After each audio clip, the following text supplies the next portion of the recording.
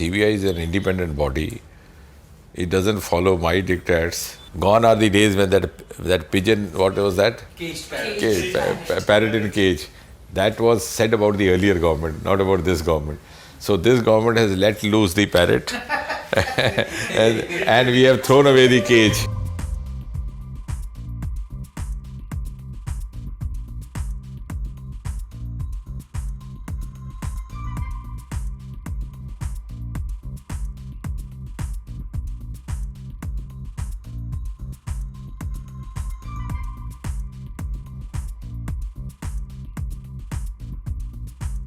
CBI is an independent body.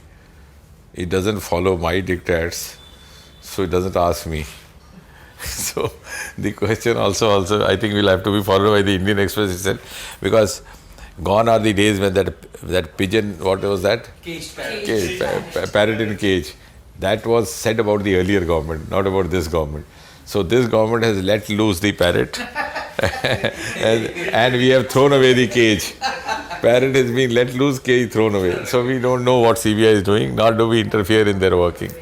They are independent, and even otherwise, this government is always inclined to respect the independence of these autonomous bodies. Broadly speaking, you could categorize it in three parts. A, the law and order situation. Now, if you go by the figures, there's hardly any stone pelting in the last 1 year, which was so frequent. Number of killings, etc., has gone down. There was hardly a festival or a national event like Independence Day or Republic Day which went uneventful. There had to be some incident of violence or some other kind of an untoward happening, which didn't happen. The second, I think you could take the case of the development part. Many of the projects, even funded by the center and even the national projects, had either got halted or had been abandoned. So they have been revived. I can count a number of them. For example, there was this irrigation hydro project catering to both the states of Punjab and then Jammu and Kashmir. This located on the borders of the two states. It was called Shahpur Kandi project. It was planned way back in 1970s. It didn't happen.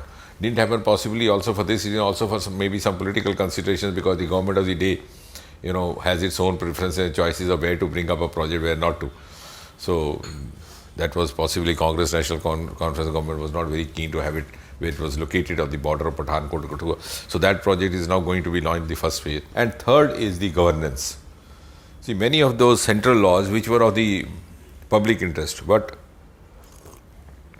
on the alibi of Article 370, which I have no hesitation to say, I have been saying so often, that those who projected themselves to be the protagonists of 370 were actually the greatest abusers of 370. That makes a good news for you. They were apparently defending 370, but actually using it for their own, purposes maybe. Like, for example, what was the justification in holding back Dowry Act not being implemented? What was the justification of not having Child Marriage Act there?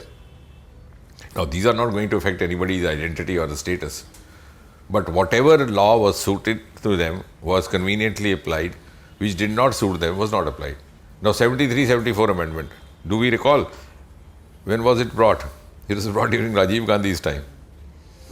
And the same Congress coalition government held it back from Jammu and Kashmir using alibi of 370Y, so that the central funds would not go directly to the elected representatives of the local body, the Panchis, Sarpanchis. They would go to the Chief Minister's office or the Parliament Minister's office, and then it would be left with this. So this 370 was, projected as something to do with a lot to do with the identity of the Kashmiri masses or whatever, but it was being used by the 2 or 3 clans or the families who actually use it.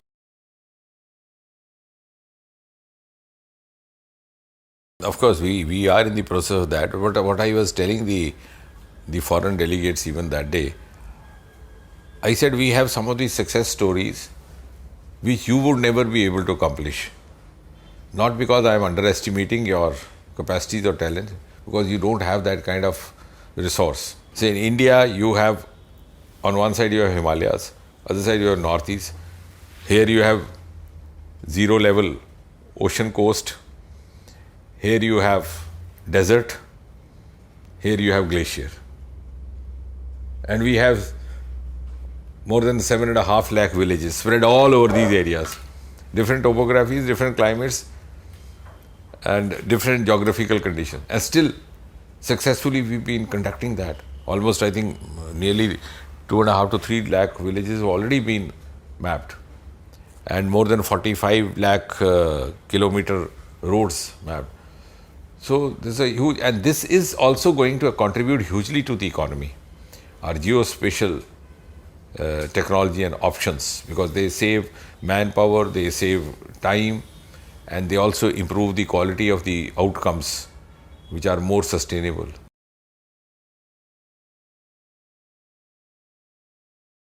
There have been instances where Indian scientists have been winning prizes. We had Dr. Khurana, of course, who then chose to settle on elsewhere. We had Dr. Jitendra Singh. But as far as the Indian talent and Indian acumen in science and technology is concerned, I think it is second to none. And in fact, in spite of all the other constraints which accompany a country as vast and as heterogeneous as India, we make up for much of that through our human resource of scientific fraternity, which is not only phenomenal, which is also quite evident from. Like, for example, I think the most striking example is that of the space technology. When Sarabhai started the Department of Space Technology, it was such a primitive stage. Scientifically, there were times when he was carrying the launcher on the carrier of his bicycle, whereas the Soviet Union and USA had already planned. They were planning to land on the surface of Moon, which of course America did in 1969. And we were such a primitive stage. Even socially, science technology was not given much of an attention, in the sense that we were singing nursery rhymes of Chanda Mama Dur Ke, and they were planning to land on the surface of the Moon. But look here now looking back, it is our inputs which are being procured by NASA.